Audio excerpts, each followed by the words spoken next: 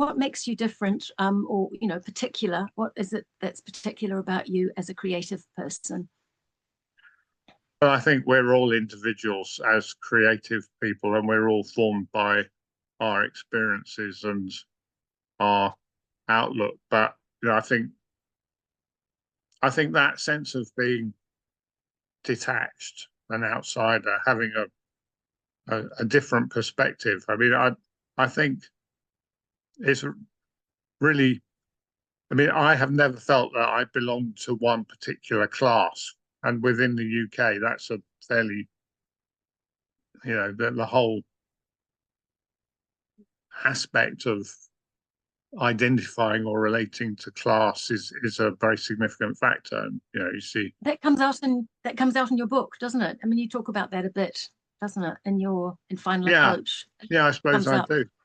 Yeah, a little bit. But because my mother's parents, they were born into service, and if you know UK society, that means that essentially they were purely living in someone's else. I mean, I tried watching Downton Abbey, and I lasted about 15 minutes. But that whole idea of it being below stairs. I mean, my mother's parents were below stairs. Upstairs, downstairs. Exactly. Yeah, that's more our generation. So yeah, but she was a very smart woman, and her mother was desperate for her. I mean, by the time, when we had World War II, my grandfather went off to fight in Italy and Africa.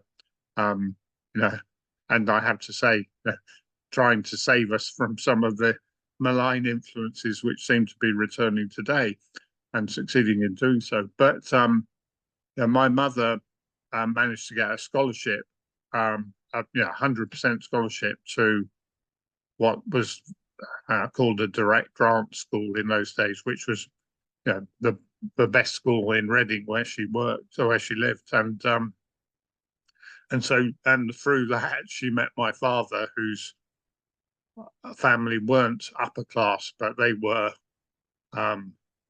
nouveau riche. They probably would have been described at the time. His father was a white goods salesman, so they were comfortable, but they weren't upper class. But both of my parents managed to get into the aspirational middle class, the upper middle class, through their intelligence and through their work. And they met, I think, literally at a school dance or something like that. But they both met, and they had a few ups and downs before they actually became a couple. But the sense, my kind of working class, I would never presume to call myself working class, but I've always felt conscious of being in my grandparents' house. The fact that they didn't have an inside loo in the house, that it was very fundamental, and that sort of awareness. And therefore, I was never accepted in a sense at public school. I mean, I had two English teachers, and my oldest, when I was older, my public school, as opposed to my prep school, was a friendlier, more supportive place, and I got on very well there. But there were two English teachers, and one absolutely championed me, but the other was an incredible snob. And because my father was a car dealer, and because I probably dressed like a glam rocker, and I mean, he had no time for me at all. And you've realised that within the public school sector, unless you have got those sort of traditional upper class values, and you're connected and all that sort of stuff, Eton, Bullington, you don't fit in real there. Thing. Yeah.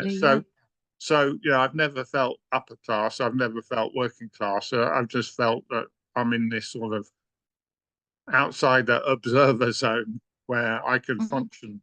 I can function. Although probably being somewhat on the spectrum myself, I'm reasonably socially skilled, and I can sort of function in most environments, and I do.